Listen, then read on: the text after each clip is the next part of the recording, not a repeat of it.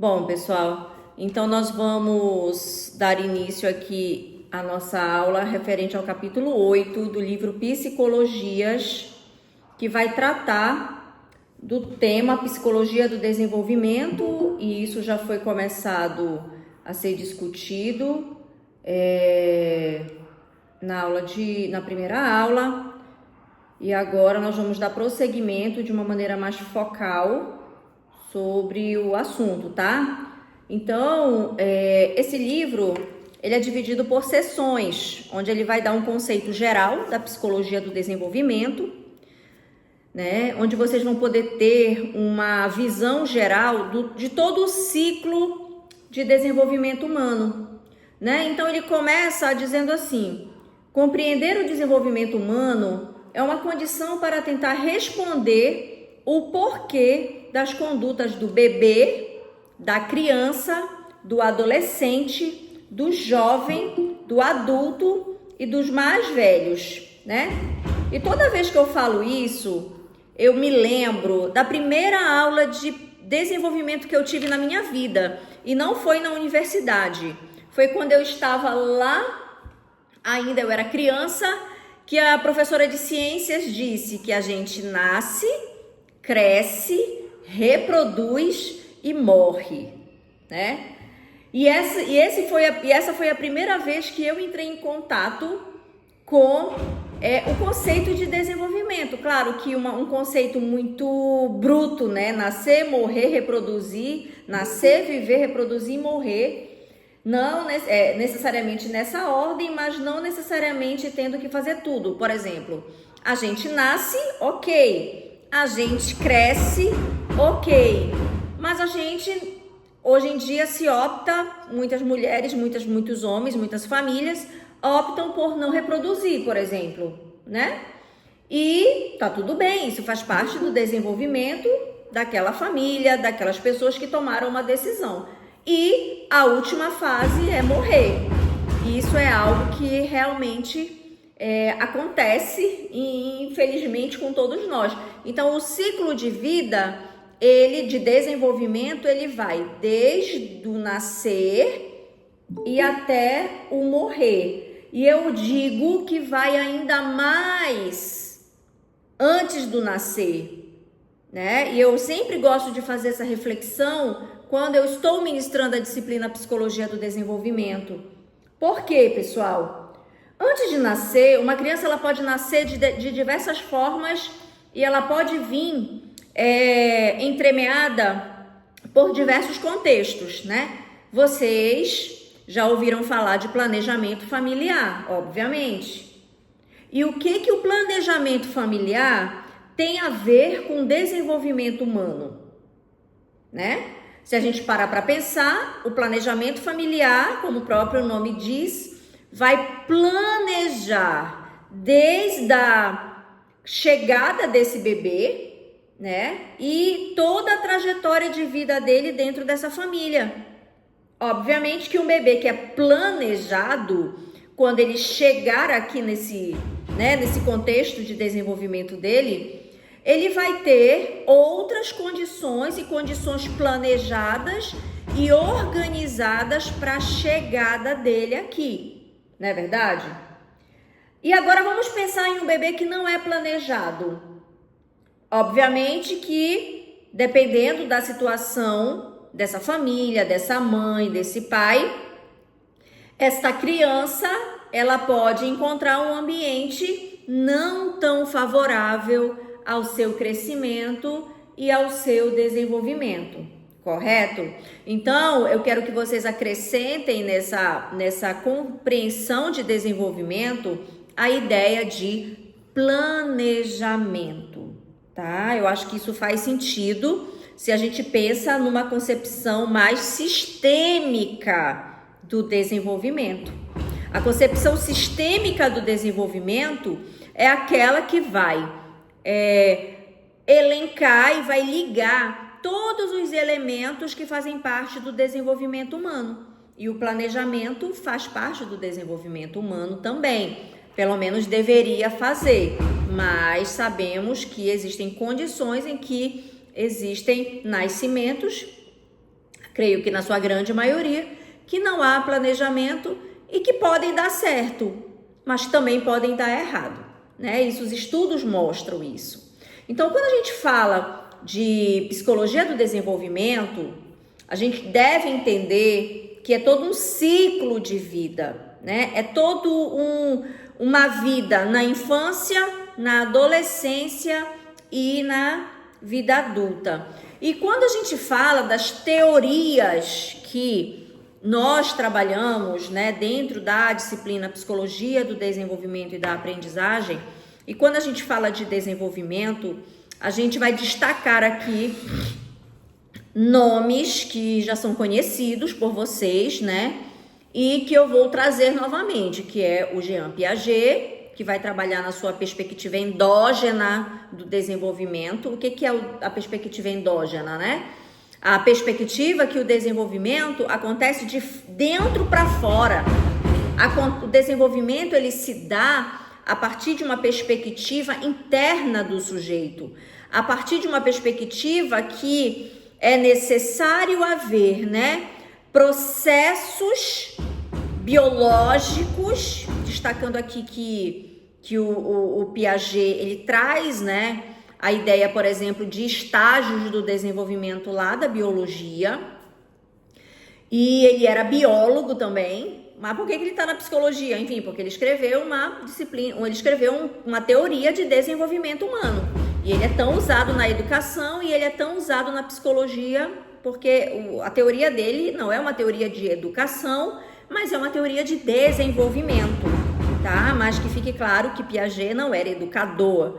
Piaget era um teórico epistemólogo, era alguém que olhou para o ser humano e quis compreender, por exemplo, a grande questão que envolve o Piaget é entender como que as crianças aprendem, por exemplo, né? A evolução do pensamento cognitivo, do desenvolvimento cognitivo dos seres, né? Das pessoas, né?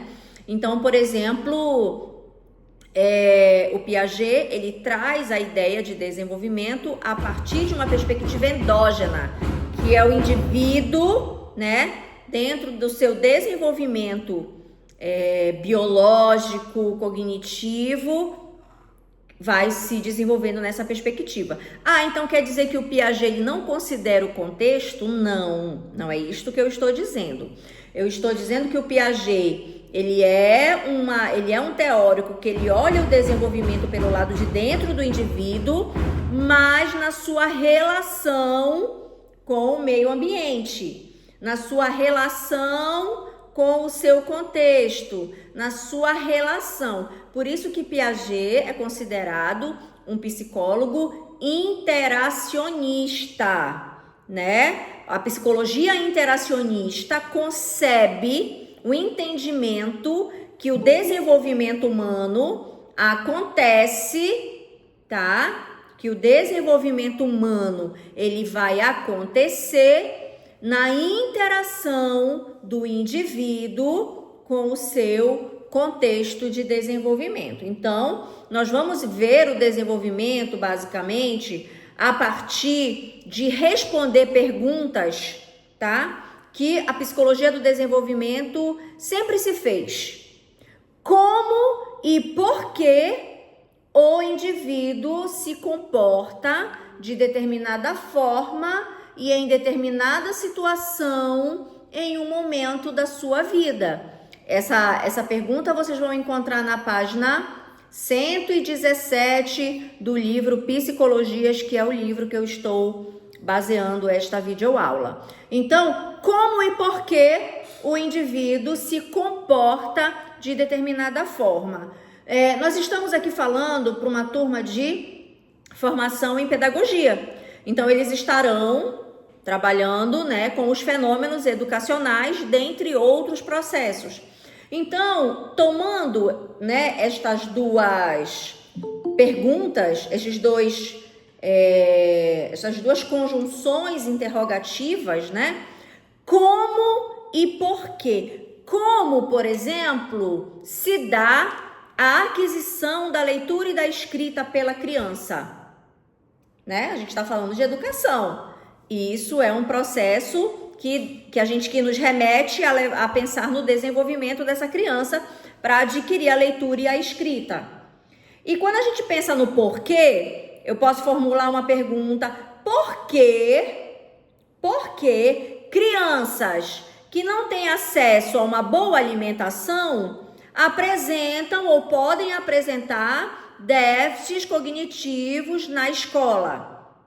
Faz sentido? É uma outra pergunta que envolve questões desenvolvimentais. Então, a gente está falando aqui da relação entre o aprender, né, em relação a essa segunda pergunta, entre o aprender e o comer.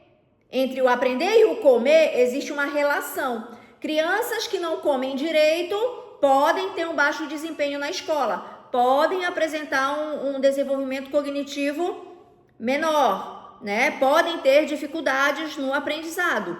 Então, são questões que envolvem a psicologia do desenvolvimento. Tá fazendo sentido para vocês? Se sim, deixa um like aqui, faz uma joinha, manda um coração para eu entender que vocês estão conseguindo me acompanhar nisso que eu estou mostrando aqui, certo?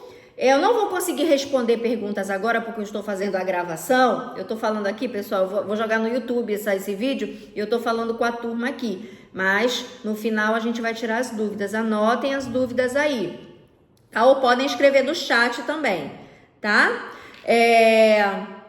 Então, continuando sobre as questões que envolvem o desenvolvimento, como e por que eu quero que gravem bem essas duas conjunções interrogativas, como e porquê, né?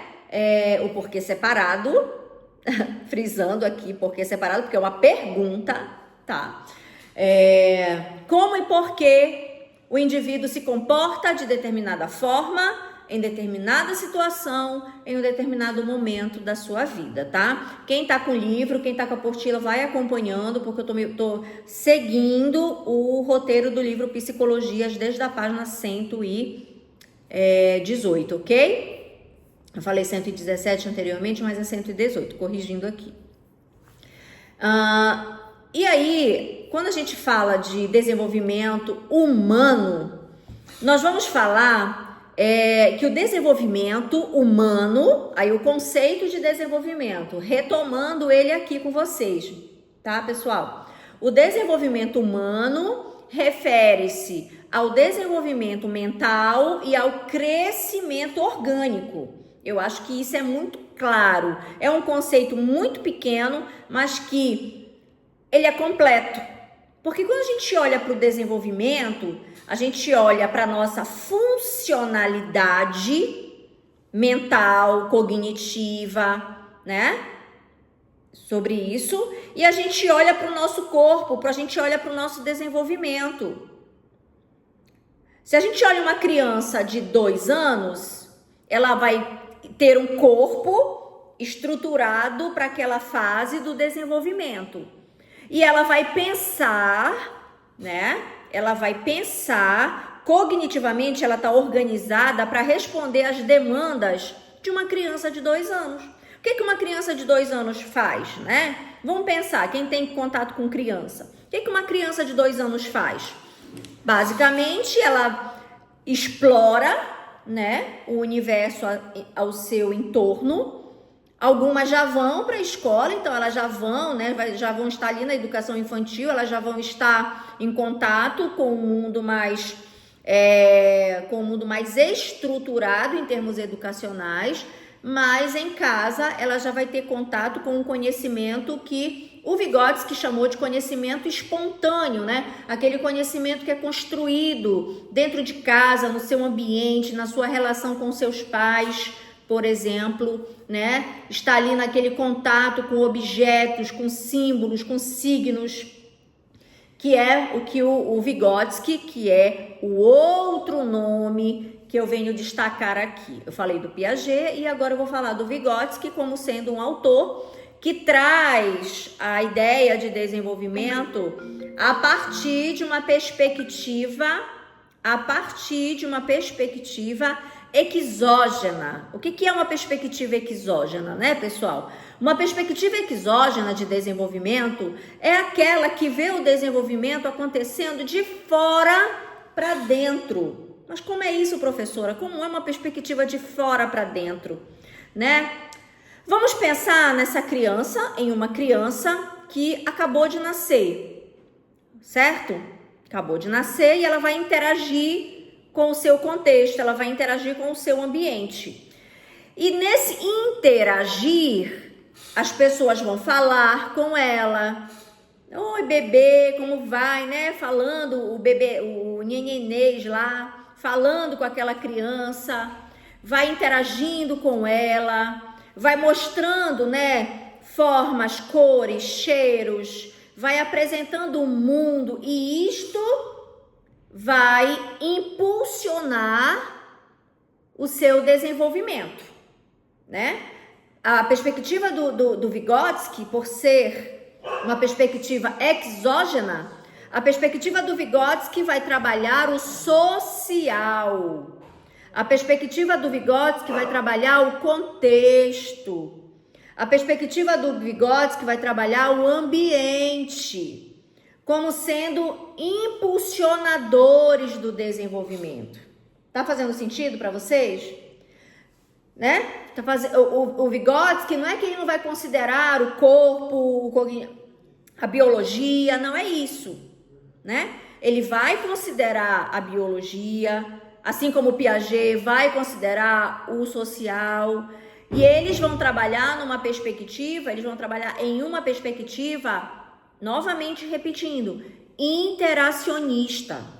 Uma perspectiva em que é necessário o biológico, é necessário o social, as duas numa relação ali, né, de interdependência, as duas em uma relação de coparticipação, as duas numa relação de troca, né? Então, o organismo trocando com o ambiente e o ambiente fornecendo ao organismo estímulos, inputs e tudo aquilo que nós dispomos em uma cultura que é construída por nós. Nós construímos a cultura, né? A cultura, ela nos molda e nós moldamos a cultura. É uma relação de troca. Vamos pensar no idioma. O idioma que nós falamos é a língua portuguesa, né? E nós que nascemos no Brasil, obviamente, falamos português. Quando alguém nasce nos Estados Unidos, por exemplo, vai falar inglês. Quem nasce no Japão vai falar japonês, certo? Mas não é simplesmente porque eles foram indivíduos que nasceram naquele território geográfico, mas é porque, fundamentalmente, eles adquiriram essa língua, o português, o inglês e o japonês, porque eles ouviram, eles trocaram com o ambiente. Tá fazendo sentido para vocês? Eles trocaram com o ambiente. Pessoas falaram português com eles. Pessoas falaram inglês. Pessoas falaram japonês. E em cada lugar, se nós pararmos para pensar, quantas línguas, quantos idiomas o mundo tem, né? Então, quando nós falamos de troca, é sobre isso. E se eu pegar um brasileiro, tá? Nasceu no Brasil, e se esse brasileiro for levado bem pequenininho lá pro Japão, o que é que ele vai falar? Ele vai falar português ou ele vai falar japonês? Vocês podem escrever aqui no chat a resposta, né? E aí, ele vai falar japonês? Porque se a mente dele, se o cérebro dele nasceu no Brasil, ele vai falar japonês justamente porque o ambiente influencia. Exatamente, o ambiente influencia. Sobre ele está sendo colocada uma influência ambiental, contextual e social que vai fazer com que aquelas duas áreazinhas que são responsáveis lá no nosso cérebro, né, funcionem lá, aquela dupla dinâmica. Quem lembra, escreve no chat o nome daquela dupla dinâmica antes de eu falar aqui, que são as nossas áreas cerebrais responsáveis pela nossa linguagem, pela nossa fala. Isso mesmo. A área de Broca e a outra área qual é? Quem sabe? A área de Broca e a área de Wernicke. Muito bem, a área de Broca e a área de Wernicke, certo? Então, quando eu falo sobre o desenvolvimento, a gente precisa sempre atentar. Eu sou uma psicóloga interacionista, gente, por isso que eu falo sobre isso, o desenvolvimento, o meu desenvolvimento humano, né? O desenvolvimento humano que eu olho para o desenvolvimento e eu digo, essa criança, ela sofreu influência do meio, né? E nós precisamos entender o desenvolvimento humano como um sistema. Eu vou falar isso mais lá adiante nas outras aulas, quando eu falar da teoria bioecológica do desenvolvimento humano, tá? Então, o desenvolvimento mental, aqui continuando na página 117, estava certo, é 117 mesmo. Aqui, o desenvolvimento mental é uma construção contínua. O que quer dizer isso, né? O que quer dizer isso, uma construção contínua? É uma escadinha, ela é contínua, ela vai seguindo, ela não para, ela é dinâmica, né? Uma construção que se caracteriza pelo aparecimento gradativo de estruturas mentais. Elas são formas de organização da atividade mental que vão se aperfeiçoando e se solidificando até o momento em que todas, estando plenamente desenvolvidas, caracterização um estado de equilíbrio superior quanto aos aspectos da inteligência, da vida afetiva e das relações sociais. O que isto quer dizer? Aspectos da inteligência, da vida afetiva e das relações sociais. Quando nós somos pequenos, nós somos desprovidos, né, de muitas competências. Competências cognitivas, competências afetivas e competências sociais. E o que é que vai gerar em nós o desenvolvimento da nossa inteligência, da nossa vida afetiva e das nossas relações sociais? O que vai gerar, o que vai proporcionar, né, para nós?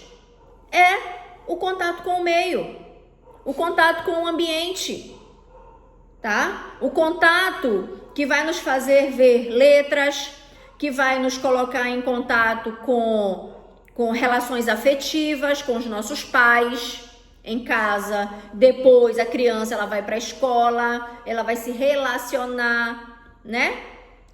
Com outro grupo, com outro contexto, e vai sendo desafiada afetivamente ali, vai sendo desafiada cognitivamente, né? O Piaget dizia assim: você quer desenvolver a inteligência da criança? Coloque ela para fazer um desafio.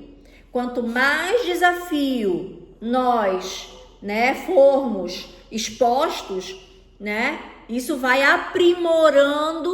Eu gosto muito dessa palavra quando a gente fala de desenvolvimento cognitivo.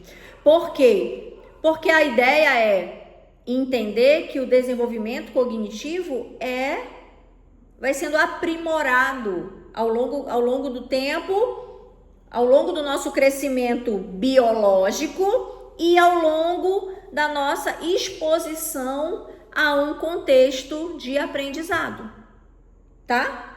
Nós vamos aprimorando num contínuo, né? As nossas relações sociais vão sendo aprimoradas.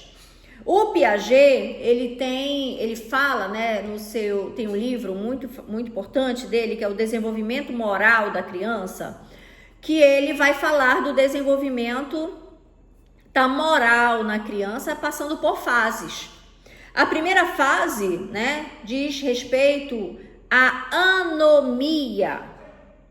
A segunda fase diz respeito à heteronomia. E a terceira fase, finalmente, é a autonomia.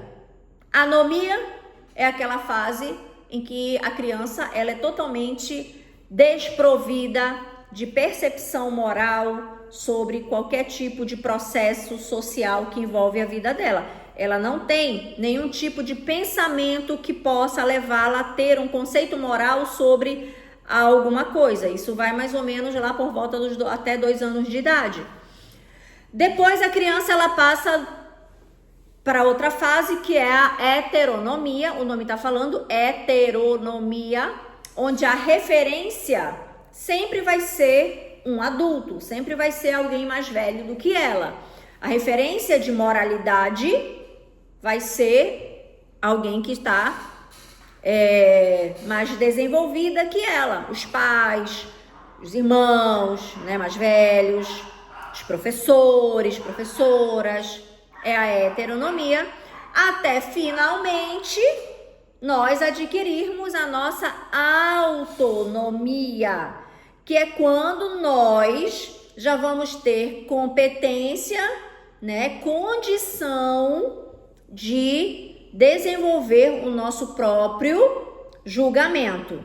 Um exemplo muito clássico que o Piaget fala sobre esse desenvolvimento é: você pergunta para uma criança de 5 anos, quem é mais culpado?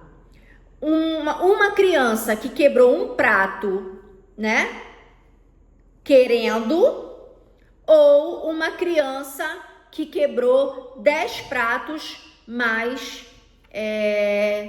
por acidente? Bom, uma criança de 5 anos, o que vocês acham?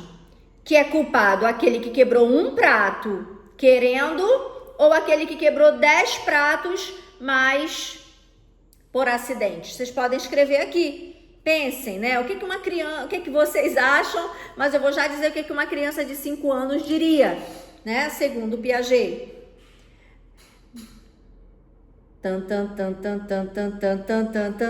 O que será que é a resposta? Aquela que quebrou um prato porque quis ou aquela que quebrou 10 pratos por acidente? Escrevam aí, para eu saber que vocês estão comigo.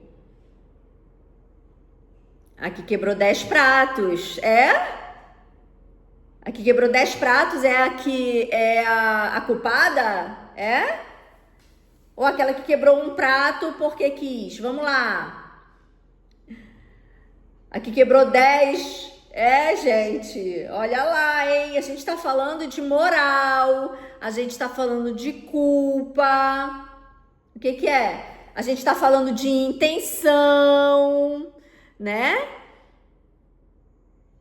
A que quebrou um prato porque quis. Ela teve a intenção. A que quebrou 10 pratos, ela quebrou por acidente. Então, o nosso julgamento é sobre a intenção e não sobre a quantidade. Mas uma criança de 5 anos iria responder 10 pratos. Tô vendo gente aqui respondendo 10 pratos. Exatamente. Então, o Piaget vai dizer que uma criança de 5 anos vai responder 5 porque ela vai estar vai responder 10 pratos porque ela vai estar presa à quantidade. Nossa, quebrou 10 pratos, então ele é mais culpado. E uma criança mais velha, né? Uma criança mais velha, os adultos vão conseguir fazer a leitura da situação, entendendo que a criança que quebrou um prato, mas porque ela quis, intencionalmente, ela teve algo ali em termos de vontade, né? Ou outros processos que podem estar envolvidos aí nessa situação. Então, pessoal, o nosso desenvolvimento social, ele vai passar por esses processos que dizem respeito ao nosso desenvolvimento, tá? E aí, a importância do estudo do desenvolvimento humano. Por que a gente precisa estudar desenvolvimento, pessoal? Porque que estudar desenvolvimento em um curso que está formando futuros pedagogos é importante, né? gente está falando de desenvolvimento, certo? Estamos falando de desenvolvimento humano. E quando a gente fala de desenvolvimento humano, a gente está falando, obviamente, de pessoas. E o pedagogo vai trabalhar com quem? Com quem é que o pedagogo vai trabalhar? É com cachorro? É com gato? Não, quem trabalha com cachorro e com gato é veterinário.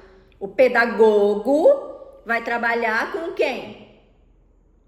Né? Pode ser que algum psicólogo esteja vendo esse vídeo. O psicólogo vai trabalhar com quem? O psicólogo também pode trabalhar com cachorro, mas trabalha com pessoas, né? Vai trabalhar com a criança, o pedagogo vai trabalhar com a criança, mas o pedagogo não vai trabalhar só com a criança, viu?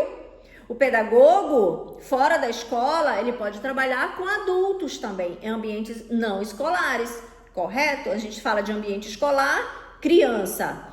A gente fala ambiente não escolar com pessoas em geral, isso mesmo. Então, o desenvolvimento humano, como vocês já aprenderam, é o ciclo desde o planejamento até, enfim, a morte, né? A gente não gosta de falar muito de morte, mas a gente tem que falar porque faz parte. É o ciclo vital, é o ciclo de vida, né? Então, a importância do desenvolvimento é todos os aspectos têm importância para a educação. Todos os aspectos que envolvem o desenvolvimento. Isso está escrito lá na página 117, no segundo parágrafo, terceiro parágrafo. Estudar o desenvolvimento humano significa conhecer as características comuns de uma faixa etária, permitindo reconhecer as individualidades, o que nos torna mais aptos para a observação e a interpretação dos comportamentos.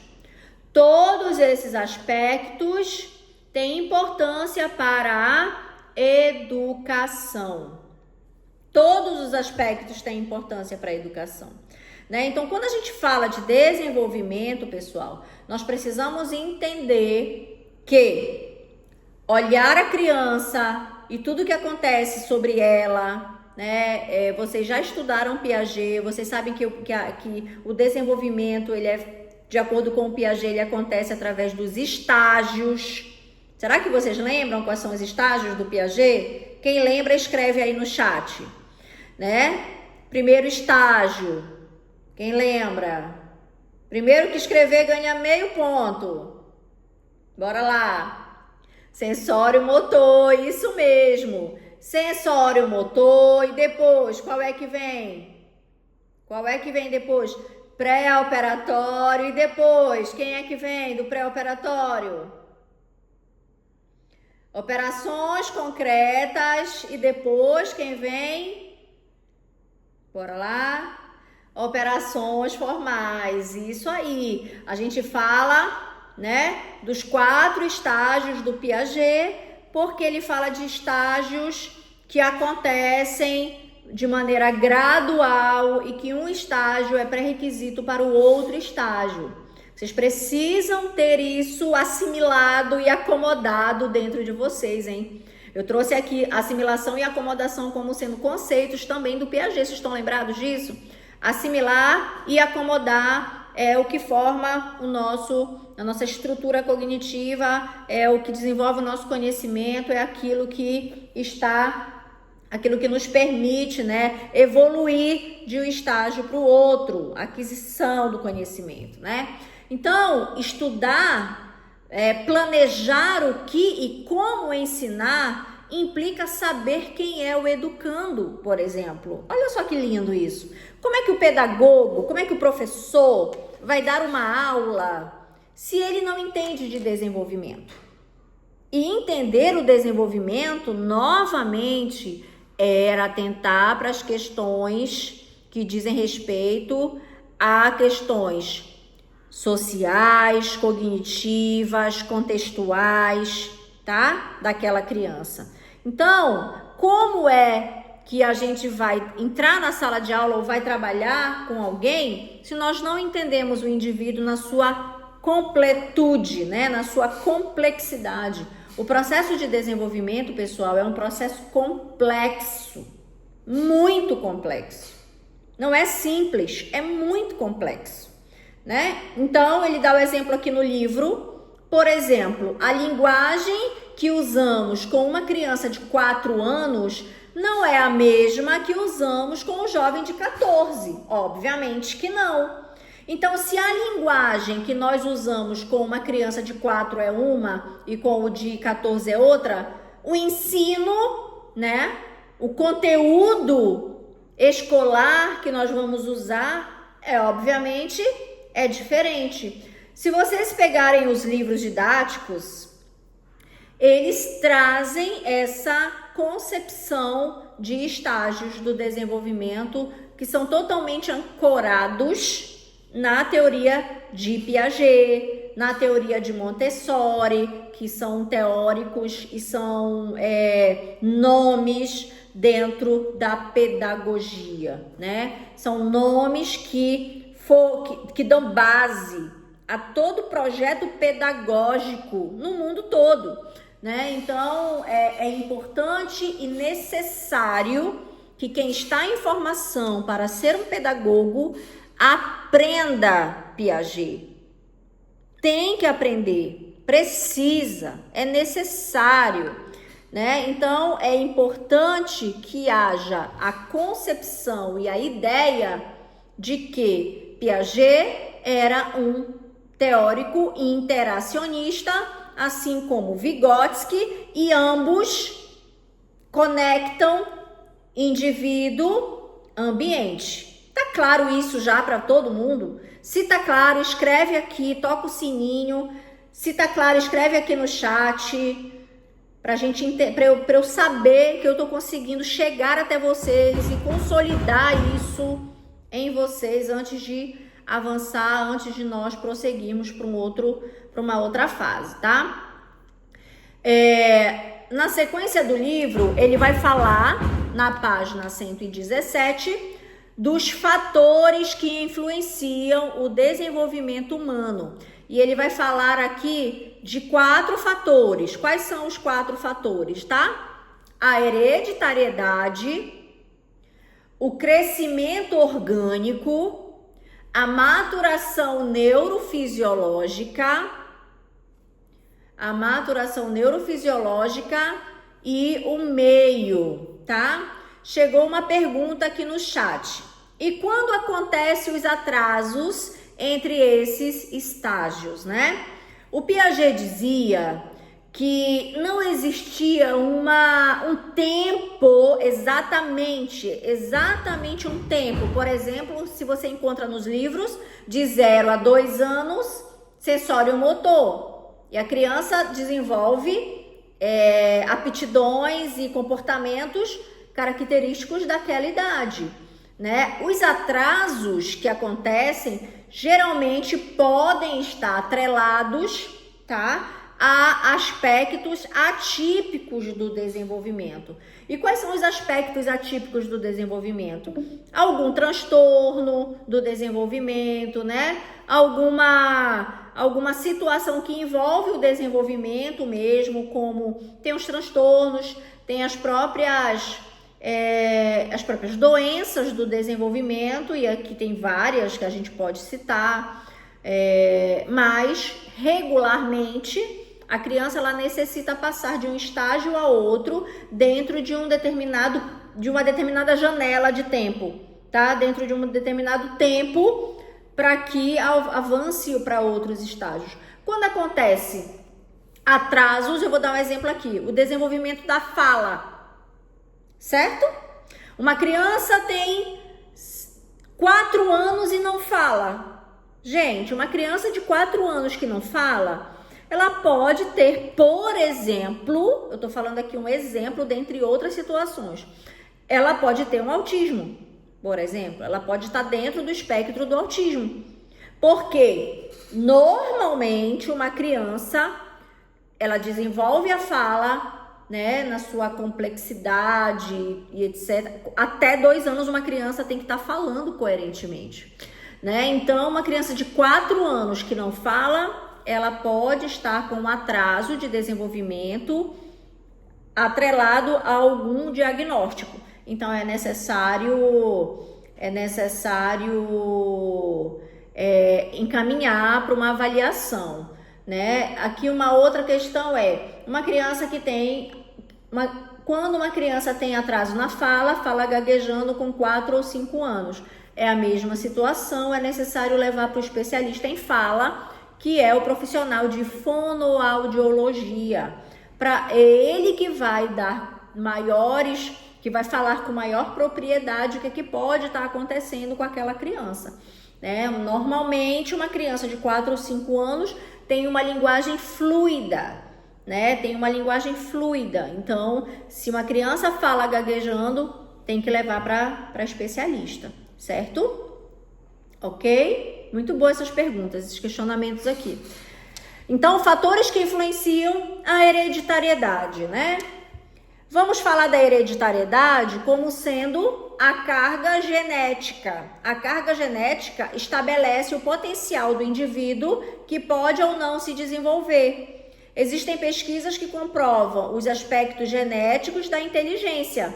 No entanto, a inteligência pode desenvolver-se aquém, ou seja, abaixo ou além do seu potencial. Olha só essa frase. Dependendo das condições do meio. Grifem isso aí na apostila de vocês. Dependendo das condições do meio. Novamente, ele traz a ideia que não importa se você tem um cérebro que funciona bem, né? Se você recebeu lá a sua genética, se você tem lá suas condições biológicas, ok? Mas dependendo das condições do meio, pode ser que essa hereditariedade não se manifeste, tá? Então é necessário criar um ambiente facilitador, tá? Um ambiente facilitador para que nós tenhamos a expressão, vamos dizer assim, a expressão dos aspectos genéticos que nós recebemos pela nossa família, através da nossa família, dos nossos pais, dos nossos avós e etc. Mas os aspectos genéticos, eles atravessam gerações. É muito importante que isso aconteça. Esses dias eu estava interagindo com uma amiga que tem uma filha que tem os olhos azuis igual uma peteca. Azuis! E ela não tem, o marido não tem, os avós da criança não tem. Quem vai ter vai ser a tataravó dela, que tinha o olho azul. Olha só, atravessou 1, 2, na 3ª geração o olho azul veio. Para vocês verem a influência das questões hereditárias sobre o desenvolvimento, tá? E claro que situações que envolvem traumas no contexto familiar, que foi uma outra pergunta que chegou aqui, obviamente que também podem influenciar no desenvolvimento da criança. Por exemplo, no próprio atraso de fala, tem alguns estudos que mostram que crianças que param de falar após um trauma vivido. Se você pesquisar, você consegue encontrar estudos sobre essa situação, e aí é necessário encaminhar para uma avaliação especialista, da mesma forma como os casos anteriores que eu citei, tá? A questão da hereditariedade, tá ok? São fatores que influenciam o nosso desenvolvimento. O nosso crescimento orgânico refere-se ao aspecto físico, né? O aumento da altura e a estabilização do esqueleto permitem ao indivíduo comportamentos e um domínio de mundo que antes não existiam. Pense nas possibilidades de descobertas de uma criança quando começa a engatinhar e depois a andar. Olha só que coisa mais linda, né? Em relação a quando estava no berço com alguns dias de vida. Gente, uma criança que começa a andar A gente tem um exemplo vivo na sala, né? Nós temos uma criança que está desenvolvendo o andar, o quanto que ela explora o ambiente. E nisso que ela explora o ambiente, está acontecendo o aprendizado, né? E essa exploração é o que está permitindo a ela fazer esse upgrade, né? Upgrade, o crescimento orgânico dela, né? Nossa, a cada disciplina que eu vejo, ela tá maior, né? Então, ela tá crescendo e a gente está podendo fazer um estudo com ela, um estudo longitudinal. Na psicologia do desenvolvimento, a gente chama estudo longitudinal. Desde quando ela era um bebezinho de colo, acho que antes, né, quando estava grávida, até agora, né? Então a gente vai acompanhar o crescimento dela. É um estudo longitudinal. E o quantas habilidades e competências a gente está vendo a bebê adquirindo ao longo do tempo. Por quê? Porque ela está tendo um crescimento orgânico. As descobertas do meio ambiente estão sendo atreladas ao crescimento orgânico dela. Com isto, a maturação neurofisiológica, né? É o que torna possível determinado padrão de comportamento. Eu falei para vocês na aula que o nosso desenvolvimento ele acontece em uma direção. Qual é? Quem lembra, escreve aqui no chat. Qual é a direção que acontece o nosso desenvolvimento? Aquela palavrinha lá, diferente. Isso. A setinha para baixo. Céfalo caudal. Exatamente.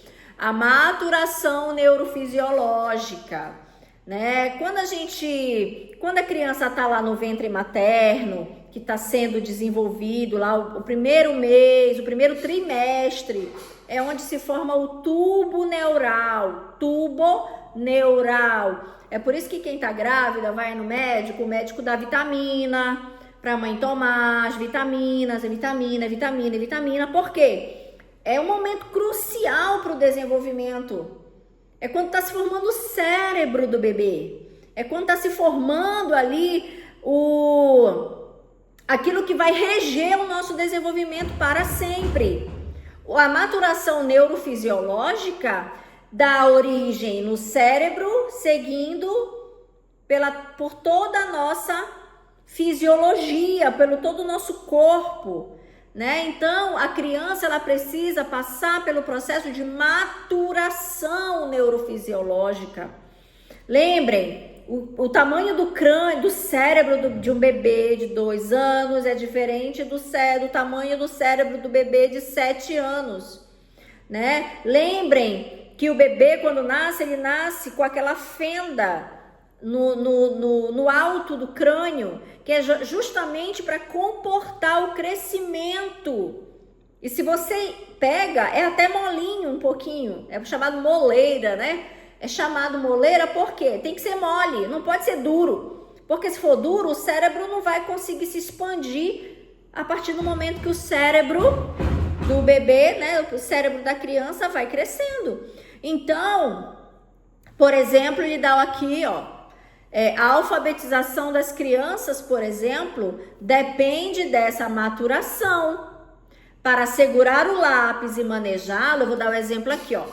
Esse movimento que nós estamos fazendo aqui, ó, que nós somos capazes de fazer, é chamado movimento de pinça. Somente nós, seres humanos, conseguimos fazer isso. Nenhum animal de nenhuma outra espécie consegue fazer, tá? Então, por quê? Por que nós conseguimos fazer? Porque o nosso cérebro nos permite ter esse movimento aqui, ó. Mas a criança pequenininha, ela vai pegar assim, ó, né? Ela vai pegar assim, e só depois é que, ao desenvolver-se, ela vai aprimorando o pegar, tá? Ela vai aprimorando o pegar. E o que permite isso é a maturação neurofisiológica, correto? E por fim aqui, o meio, né? Que é tudo isso que eu falo para vocês, que eu venho falando, que o meio ambiente como sendo o conjunto de influências e estimulações ambientais alterando os padrões de comportamento do indivíduo. Por exemplo, se a estimulação verbal for muito intensa, uma criança de 3 anos pode ter um repertório verbal muito maior do que a média das crianças da sua idade. Mas, ao mesmo tempo, pode não subir e descer uma escada com facilidade, se essa situação não faz parte da sua experiência de vida. Entenderam? Uma criança, ela tem uma estimulação verbal muito grande, mas ela nunca subiu uma escada, tá?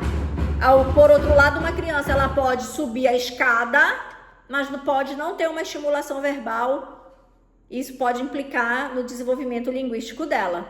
Dependendo do contato e do acesso ao estímulo, isso vai colocando, injetando na criança questões em relação ao desenvolvimento, tá? Ao desenvolvimento dela. Mas quando uma criança não consegue pegar corretamente no lápis, o que houve? Tem como ela ter uma evolução para pegar corretamente? Dependendo da situação. Eu vou ler aqui para vocês a pergunta.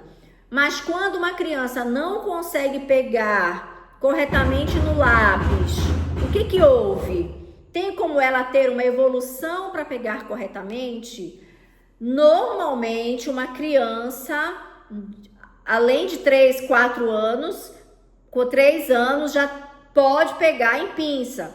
Se nessa idade uma criança ainda não pegou, existe estimulação, né, psicomotora que ela pode fazer para desenvolver. Mas tem transtornos do desenvolvimento, tá, que implicam em comprometimento motor.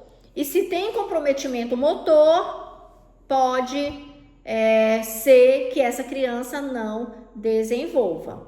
Uma criança de 10 anos, ela precisa ter consolidado no repertório dela o movimento de pinça.